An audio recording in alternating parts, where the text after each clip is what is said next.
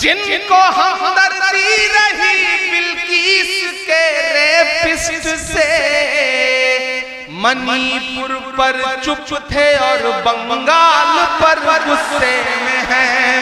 سواگت ہے دوستو آپ سبھی کا دیہات کی آواز میں آپ کے ساتھ محمد ارشاد۔ آئیے دوستو عمران پرتاپ گڑھی کی ایک شاندار نظم سنیں گے۔ اس سے پہلے بتا دوں، روتا وہ انسان ہے جس نے رشتہ دل سے نبھایا ہو، ورنہ مطلب کا رشتہ رکھنے والوں کی آنکھوں میں نہ تو شرم ہوتی ہے نہ تو پانی ہوتی ہے۔ آئیے سنتے ہیں نظم۔ تو آپ سے گزارش ہے ویڈیو کو لائک کیجیے اور چینل کو ضرور سبسکرائب کیجیے۔ کہ چاہے خوشیاں ہوں یا ماتم ساتھ مناتا ہے بنگال، چاہت والے سارے موسم ساتھ مناتا ہے بنگال، نفرت والوں آ کر دیکھو اپنی آنکھوں سے، درگا پوجا اور محرم ساتھ مناتا ہے بنگال، درگا پوجا اور محرم ساتھ مناتا ہے بنگال۔ یہ اس مٹی کی خوبصورتی ہے۔ میں 4 مصرے اور پڑھتا ہوں جو ان دنوں حالیہ سب کچھ چل رہا ہے۔ بیٹیوں کے خلاف کہیں بھی ظلم ہو، ہم سارے لوگ جس مذہب کو ماننے والے ہیں وہ یہ کہتا ہے کہ بیٹیوں کی حفاظت کے لیے سر بھی کٹانا پڑے تو ہم سارے لوگ کھڑے ہیں، لیکن بیٹیوں کے نام پہ سیاست کرنے والے جب سیلیکٹیو ہوتے ہیں تب مجھے لگتا ہے ایک شاعر کو بولنا چاہیے۔ میں اس مائک پر سانسد بن کے نہیں کھڑا ہوں، میں اس مائک پر ایک شاعر بن کے کھڑا ہوں۔ ایک شاعر بول رہا ہے، اور اگر لگے کہ سچے مصرے ہیں تو مجھے دعا دینا۔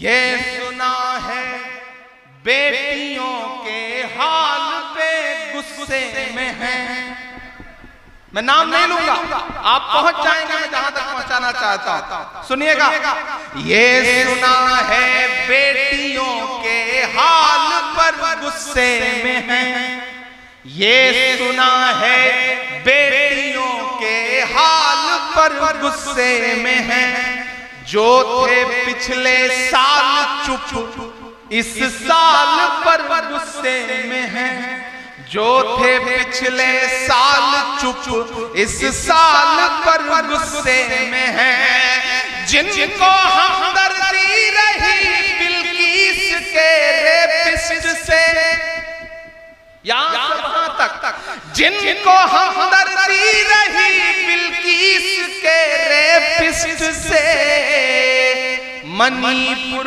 پر چپ تھے اور بنگال پر غصے میں ہیں، منی پور پر چپ تھے اور بنگال پر غصے میں ہیں۔ مجھے لگتا ہے آپ نے کمزور تالیوں سے سنا ہے، اسے سمجھ کے نہیں سنا ہے، میں پھر سے پڑھتا ہوں کہ یہ سنا ہے بیٹیوں کے حال پر غصے میں ہیں، جو تھے پچھلے سال چپ اس سال پر غصے میں ہیں، جن کو ہمدردی رہی بلقیس کے ریپسٹ سے، ہاتھ رس پر چپ تھے پر بنگال پر غصے میں ہیں، منی پور پر چپ تھے پر بنگال پر غصے میں ہیں۔ ایک سماج کے طور پر، ایک سوسائٹی کے طور پر آج اس تعلیمی بیداری کے پروگرام میں، چونکہ آج ٹیچرز ڈے ہے، ہم عہد کرتے ہیں، ہم سارے لوگ، ہم تمام بھائی، ہم کسی بہن کے بھائی ہیں، ہم کسی بیٹی کے باپ ہیں، ہم کسی ماں کے بیٹے ہیں، ہم عہد کرتے ہیں کہ آنے والے وقت میں کہیں بھی کبھی بھی بیٹیوں کے خلاف رتی بھر بھی کوئی ظلم دیکھیں گے تو سب سے پہلے وہ چاہے کسی کی بہن بیٹی ہو، ہم اپنا سینہ تان کے آگے کھڑے ہو جائیں گے اس کی۔ آئیے دوستو نظم سننے کے بعد دوائے دل کتاب سے کامیاب مرد کے پیچھے عورتوں کا کردار سنتے ہیں۔ مثال نمبر 5، امام مالک رحمۃ اللہ علیہ کے بارے میں کتابوں میں لکھا ہے کہ اللہ رب العزت نے ان کو امام دار الحجرہ بنایا تھا، مدینہ طیبہ کے اندر مقیم تھے۔ ان کے بارے میں آتا ہے جب مسجد نبوی میں بیٹھ کر وہ طلبہ سے حدیث پاک سنتے تھے، ان کی بیٹیاں جو حدیث کی عالمہ تھی، حافظہ تھیں، پردے کے پیچھے بیٹھ کر وہ بھی اس درس میں شرکت کرتی تھیں۔ کبھی عبارت کو پڑھتے ہوئے اگر کوئی مرد غلطی کر جاتا تو یہ بچیاں ایک لکڑی کے اوپر لکڑی مار کر آواز پیدا کرتی۔ اس آواز سے امام مالک رحمۃ اللہ علیہ کو پتہ چل جاتا کہ عبارت پڑھنے والے نے غلطی کی ہے، تو کئی مرتبہ آپ متوجہ ہو جاتے۔ تو اس سے معلوم ہوا کہ ایک اور کامیاب مرد کے پیچھے آپ کو عورت کا کردار نظر آئے گا، ان کی بیٹیوں کی حیثیت سے، جو ان کی تعلیم میں ان کی معاونہ بن رہی ہیں۔ سبحان اللہ، اس قسم کی سینکڑوں مثالیں آپ کو تاریخ اسلام میں مل جائیں گی۔ تو اس لیے اس عاجز نے یہ بات کہی ہے کہ ہر کامیاب شخصیت کے پیچھے آپ کو عورت کا کردار نظر آئے گا، کبھی ماں کی حیثیت سے، کبھی بیوی کی حیثیت سے، کبھی بہن کی حیثیت سے، اور کبھی بیٹی کی حیثیت سے۔ اس سے آگے اگر چلیں تو اس امت کے اولیاء کی مثالیں تو بہت زیادہ ہیں۔ مثال نمبر 6، امام غزالی رحمۃ اللہ علیہ کو اللہ رب العزت نے دین کی اتنی بڑی شخصیت بنایا۔ ان کی زندگی کو آپ دیکھیے، ان کے پیچھے ان کی ماں کا کردار نظر آئے گا۔ محمد غزالی اور احمد غزالی دو بھائی تھے، یہ اپنے لڑکپن کے زمانے میں یتیم ہو گئے تھے۔ ان دونوں کی تربیت ان کی والدہ نے کی۔ ان کے بارے میں ایک عجیب بات لکھی ہے کہ ماں ان کی اتنی اچھی تربیت کرنے والی تھی کہ وہ ان کو نیکی پر لائیں، حتیٰ کہ عالم بن گئے، مگر دونوں بھائیوں کی طبیعتوں میں فرق تھا۔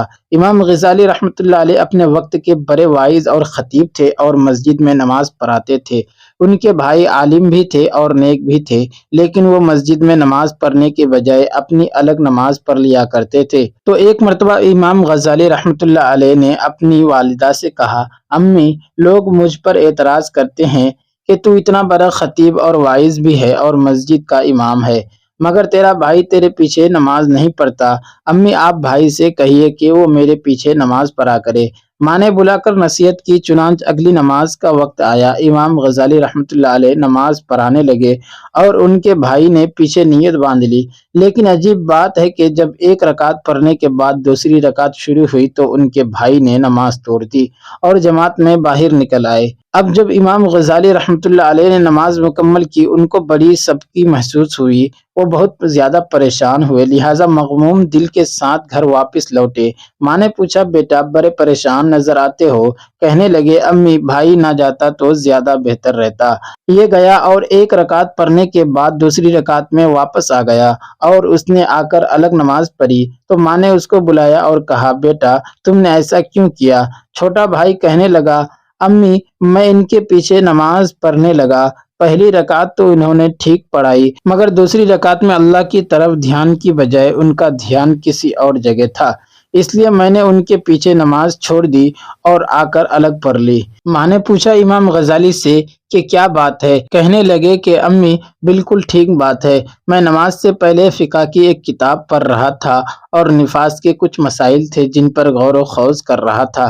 جب نماز شروع ہوئی، پہلی رکعت میری توجہ اللہ میں گزری، لیکن دوسری رکعت میں وہی نفاس کے مسائل میرے ذہن میں آنے لگ گئے۔ ان میں تھوڑی دیر کے لیے ذہن ملتفت ہو گیا، اس لیے مجھ سے یہ غلطی ہوئی۔ تو ماں نے اس وقت ایک ٹھنڈی سانس لی اور کہا، افسوس کہ تم دونوں میں سے کوئی بھی میرے کام کا نہ بنا۔ اس جواب کو جب سنا دونوں بھائی پریشان ہوئے۔ امام غزالی رحمۃ اللہ علیہ نے تو معافی مانگ لی، امی، مجھ سے غلطی ہوئی، مجھے ایسا نہیں کرنا چاہیے تھا۔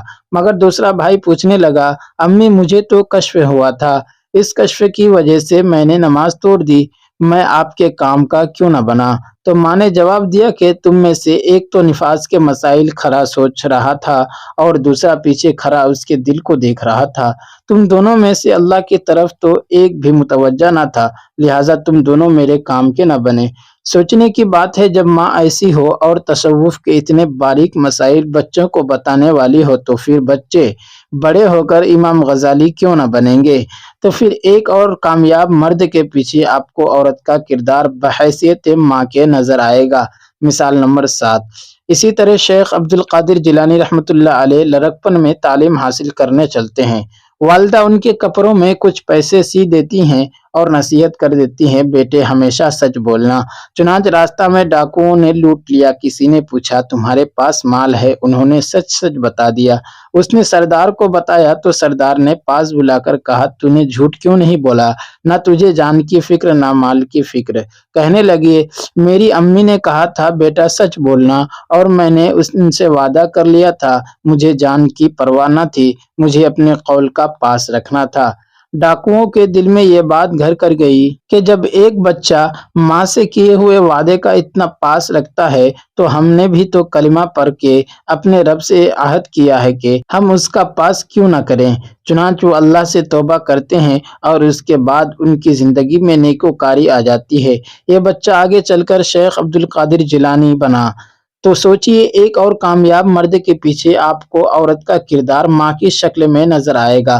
دوستو ویڈیو کے آخر میں آپ سے گزارش ہے، اگر ویڈیو پسند آئی ہو تو ویڈیو کو لائک کیجیے، اور چینل میں پہلی بار وزٹ کیے ہیں تو سبسکرائب کر کے بیل آئیکن کو پریس کر دیں۔